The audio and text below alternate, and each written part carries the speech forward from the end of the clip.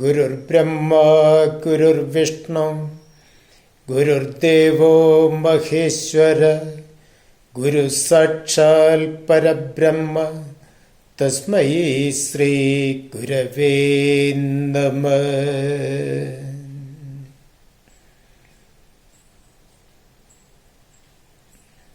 ആദരണീയരായ എല്ലാ പ്രേക്ഷകർക്കും സാദര നമസ്കാരം. കഴിഞ്ഞ ഭാഗത്ത് ഒരു മാതൃക ഹിന്ദു വിവാഹ ചടങ്ങിനെക്കുറിച്ചാണ് ഞാൻ പ്രതിപാദിച്ചത്. നമ്മുടെ സമൂഹത്തിൽ ആരും ശ്രദ്ധിക്കപ്പെടാതെ പോകുന്ന ചില വിഷയങ്ങൾ, നമ്മുടെ ജീവിതത്തിൻ്റെ അടിത്തറ, അത് കുടുംബ സംവിധാനത്തിലാണെന്ന് ഞാൻ പ്രത്യേകിച്ച് പറയേണ്ട കാര്യമില്ല. ഭാരതത്തിലെ കുടുംബസങ്കല്പം ലോകോത്തരമാണ് എന്ന് ഞാൻ സൂചിപ്പിച്ചിരുന്നു. ആ വിവാഹ ചടങ്ങിൻ്റെ വിവിധ വശങ്ങളാണ്, അതിൻ്റെ തത്വരഹസ്യമാണ് കഴിഞ്ഞ ഭാഗത്ത് നമ്മൾ അനാവരണം ചെയ്തത്. അതിൻ്റെ ബാക്കി എന്ന നിലയിൽ താലി ചാർത്തുന്നതുവരെയാണ് പറഞ്ഞ് അവസാനിപ്പിച്ചത്. മംഗല്യസൂത്രം ബന്ധിച്ചു കഴിഞ്ഞാൽ അടുത്തത് പുടവ കൊടുക്കൽ എന്ന ചടങ്ങാണ്. പുടവ കൊടുക്കുന്നതിലൂടെ ഈ പുരുഷൻ 4 എഗ്രിമെന്റിൽ അറിഞ്ഞോ അറിയാതെയോ ഒപ്പുവയ്ക്കുകയാണ്. 1, ജീവിതകാലം മുഴുവൻ വസ്ത്രം. 2, ജീവിതകാലം മുഴുവൻ ആഹാരം. 3, ജീവിതകാലം മുഴുവൻ സ്നേഹവും ലാളനയും. 4, ജീവിതകാലം മുഴുവൻ സമ്പൂർണ്ണ സുരക്ഷിതം. ഇത് അറിഞ്ഞോ അറിയാതെയോ ഈ പുരുഷൻ ഈ 4 കാര്യങ്ങൾ സ്വയം ഏറ്റെടുക്കുകയാണ് പുടവ കൊടുക്കൽ എന്ന ചടങ്ങിലൂടെ. ഏതൊക്കെയാണ്? ജീവിതകാലം മുഴുവൻ വസ്ത്രം, ആഹാരം, സ്നേഹവും ലാളനയും, അതുപോലെ സമ്പൂർണ്ണ സുരക്ഷിതം. ഒരു സ്ത്രീ തൻ്റെ ഭർത്താവിൽ നിന്ന് പ്രതീക്ഷിക്കുന്നത് ഈ 4 കാര്യങ്ങളുമാണ് തൻ്റെ ജീവിതത്തിൽ. അങ്ങനെ അതിനുശേഷമാണ് കൈ പിടിച്ച്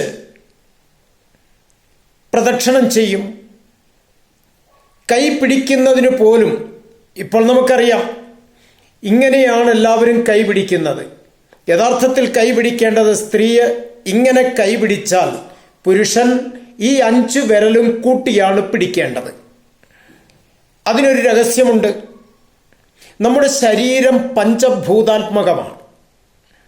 ഈ പഞ്ചഭൂതാത്മകമായ ശരീരത്തിൽ പഞ്ചഭൂതാത്മക ശക്തി നമ്മുടെ പഞ്ചനാഡികളിലായി നമ്മുടെ ശിരസിൽ കെട്ടി നിൽക്കുകയാണ്. ഈ 5 നാഡികളുടെ അഗ്രം 5 വിരലഗ്രങ്ങളിലാണ് കേന്ദ്രീകരിച്ചിരിക്കുന്നത്. ഈ ചെറുവിരൽ പൃഥ്വിശക്തിയും, അതുപോലെ മോതിരവിരൽ ജലശക്തിയും, നടുവിരൽ അഗ്നിശക്തിയും, ചൂണ്ടുവിരൽ വായുശക്തിയും, പെരുവിരൽ ആകാശശക്തിയുമാണ്. ഈ 5 വിരൽ പുരുഷൻ കൂട്ടിപ്പിടിക്കുന്നതിലൂടെ സമൂഹത്തെ ഒരു കാര്യം ബോധ്യപ്പെടുത്തുന്നുണ്ട്. പഞ്ചഭൂതാത്മകമായി ഈ ശരീരം പൂർണ്ണമായും തനിക്ക് അധീനമായിരിക്കുന്നു എന്ന് രഹസ്യമാണ് പുരുഷൻ സമൂഹത്തെ ബോധ്യപ്പെടുത്തുന്നത് ഇങ്ങനെ കൈപിടിക്കുന്നതിലൂടെ. ഇന്ന് കൈപിടിക്കുന്നത് എങ്ങനെയാണെന്ന് ഞാൻ പറയേണ്ട കാര്യമില്ല. അതാണ് ഞാൻ തുടക്കത്തിലെ കാണിച്ചത്. നമ്മുടെ കാലങ്ങൾ കടന്നു വരവേ നമ്മുടെ ആചാരങ്ങൾക്ക് ലോപം സംഭവിക്കുന്നു. അതിൻ്റെ മൂല്യതകൾ നഷ്ടപ്പെടുന്നു. അറിഞ്ഞോ അറിയാതെയോ നമ്മുടെ കാർമ്മികന്മാർ പോലും, വിവാഹ ചടങ്ങുകൾക്ക് നേതൃത്വം കൊടുക്കുന്ന കാർമ്മികന്മാർ പോലും ഈ രഹസ്യം മറന്നുപോകുന്നു, അഥവാ അറിയാൻ പാടില്ലാതെ അത് ആചാരലോപം സംഭവിപ്പിക്കാൻ ശ്രമിക്കുന്നു. ഇങ്ങനെ കൈപിടിച്ച് മണ്ഡപത്തിന് പ്രദക്ഷിണം ചെയ്യുമ്പോൾ ജപിക്കുന്ന ഒരു മന്ത്രമുണ്ട്. യാനി യാനി ച പാപാനി ജന്മാന്തര കൃതേ കൃതേ താനി താനി വിനിശ്യന്തി പ്രദക്ഷിണ പദേ പദേ. അതിന് ഒരു രഹസ്യമുണ്ട്. ഈ പുരുഷന്റെ ജീവിതം എന്ന് പറയുന്ന ഒരു യാത്രയാണ്. നമുക്കെല്ലാവർക്കും അറിയാം, നമ്മുടെ ജീവിതം ഒരു യാത്ര തന്നെയാണ്. ഈ ജീവിത യാത്രയിൽ സുഖദുഃഖങ്ങൾ എല്ലാം സംഭവിക്കാറുണ്ട്. അതൊക്കെ അനുഭവിച്ചുകൊണ്ട്, അതൊക്കെ ഉൾക്കൊണ്ടുകൊണ്ട് തൻ്റെ ഭർത്താവിനെ അനുസന്ധാനം ചെയ്യേണ്ടവളാണ്, അഥവാ ഭർത്താവിനോടൊപ്പം കൂടെ യാത്ര ചെയ്യേണ്ടവളാണ് ധർമ്മപത്നി എന്ന് പഠിപ്പിക്കുന്നു ഈ പ്രദക്ഷിണ തത്വത്തിലൂടെ. അങ്ങനെ പ്രദക്ഷിണം കഴിഞ്ഞ് വന്നാൽ ഇരുന്ന് പിന്നെ അടുത്ത കർമ്മമാണ് സീമന്ത തിലകം തൊട്ടുകൊടുക്കും. സീമന്ത തിലകം ഭർത്തൃമതികളായ എല്ലാ സ്ത്രീകളും സീമന്ത തിലകം തൊടാറുണ്ട്. എന്തിനാണ് സീമന്ത തിലകം തൊടുന്നത് എന്ന് ചോദിച്ചാൽ പലരും പല ഉത്തരമായിരിക്കും പറയുക. ചിലർ പറയും ഭർത്താവിൻ്റെ ആയുരാരോഗ്യ സൗഖ്യത്തിന് വേണ്ടിയാണ് ചെയ്യുന്നത്. ചിലർ പറയും ഭർത്താവ് ഉണ്ടെന്ന് അറിയിക്കുന്നതിന് വേണ്ടിയാണ് ചെയ്യുന്നത്. ചിലർ സുമംഗലി ആണ് എന്ന് ബോധ്യപ്പെടുത്തുന്നതിന് വേണ്ടിയാണ് ഇത്തരം കാര്യങ്ങൾ അനുഷ്ഠിക്കുന്നത് എന്നൊക്കെ പറയാറുണ്ട്. യഥാർത്ഥത്തിൽ സീമന്ത തിലകത്തിൻ്റെ രഹസ്യം പലപ്പോഴും നമ്മൾ അറിയാതെ പോകുന്നു. സീമന്തം, അതാണ് ഞാൻ തുടക്കത്തിൽ പറഞ്ഞ വിവാഹം കഴിഞ്ഞവരും കഴിയാത്തവരും ഇതൊന്ന് ശ്രദ്ധിക്കേണ്ടതാണെന്ന്. സീമന്തം, സീമ എന്ന് പറഞ്ഞാൽ പരിധി, അതിർത്തി എന്നൊക്കെയാണ് സാരം. എന്തിൻ്റെ പരിധിയാണ്? ശ്രദ്ധിക്കുക, ഭർത്തൃമതിയായ ഒരു സ്ത്രീയെ സംബന്ധിച്ചിടത്തോളം അവൾക്കൊരു പരിധിയുണ്ട്. ജീവിതത്തിൽ ചില അതിർത്തിയുണ്ട്, അതിനപ്പുറത്തേക്ക് കടക്കാൻ പാടില്ല. വിവാഹപൂർവം എങ്ങനെയായിരുന്നു എന്നുള്ളതൊക്കെ അവിടെ നിൽക്കട്ടെ. വിവാഹശേഷം ഒരു നിയന്ത്രണം, സ്വയം നിയന്ത്രണം ധർമ്മപത്നിക്കുണ്ടാവണം. തീർന്നില്ല, ഇത് സാമാന്യ നിയമമാണ്. സീമന്തം, അതിൻ്റെ ആധ്യാത്മിക വശമാണ് ഞാൻ സൂചിപ്പിക്കുന്നത്. നമ്മുടെ ശിരസിൽ സഹസ്രാര പത്മം എന്നൊരു ഭാഗമുണ്ട്. അതിന് നമ്മൾ മൂർധാവ് എന്നൊക്കെ പറയാറുണ്ട്. കൊച്ചുകുട്ടികളൊക്കെ ഉണ്ടാകുമ്പോൾ അമ്മമാർ ശ്രദ്ധിച്ചിട്ടുണ്ടാകും, ആ മൂർധാവ് ഭാഗം ഇരുന്ന് അനങ്ങുന്നത് കാണാം. നമ്മുടെ ശരീരത്തിൽ ജീവാത്മ ചൈതന്യം കുടികൊള്ളുന്നത് നമ്മുടെ മൂലാധാര ചക്രത്തിലാണ് എന്ന് നമുക്കറിയാം. പരമാത്മ ചൈതന്യം കുടികൊള്ളുന്നത് സഹസ്രാര പത്മത്തിലുമാണ്. ഇവിടെ സഹസ്രാര പത്മത്തിൽ നിന്ന് 4 വിരൽ മുമ്പോട്ടളന്നാൽ കിട്ടുന്ന സ്ഥലമാണ് സഹസ്രാര പത്മത്തിൻ്റെ സീമന്തം. അതിൽ സിന്ദൂര തിലകം ഭർത്താവ് ചാർത്തിക്കൊടുക്കുന്നതിലൂടെ സമൂഹത്തെ 2 കാര്യങ്ങളാണ് ബോധ്യപ്പെടുത്തുന്നത്. ഒന്ന്, ആധ്യാത്മിക ദൃഷ്ടിയാണ്.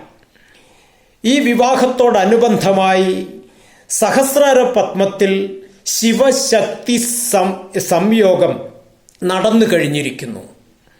2, ഭൗതിക ദൃഷ്ടിയ ഒരു പുരുഷനാൽ തൻ്റെ കന്യകാത്വം ഭേദിക്കപ്പെട്ടിരിക്കുന്നു എന്ന് സമൂഹത്തെ ബോധ്യപ്പെടുത്തുന്നതിനാണ് ധർമ്മപത്നി ഇവിടെ ഈ സീമന്ത തിലകം ചാർത്തുന്നത്. ഒന്ന് ആലോചിച്ചു നോക്കൂ, എത്ര മഹത്തായ ഒരു പാരമ്പര്യത്തിൻ്റെ ഒരു സംസ്കാരത്തിൻ്റെ പ്രതീകാത്മകതയാണ് സീമന്ത തിലകം ചാർത്തുന്നതിലൂടെ നമ്മുടെ സമൂഹത്തെ ബോധ്യപ്പെടുത്തുന്നത്. ഇവിടെ ശ്രദ്ധിക്കേണ്ട ഒരു കാര്യം, സീമന്ത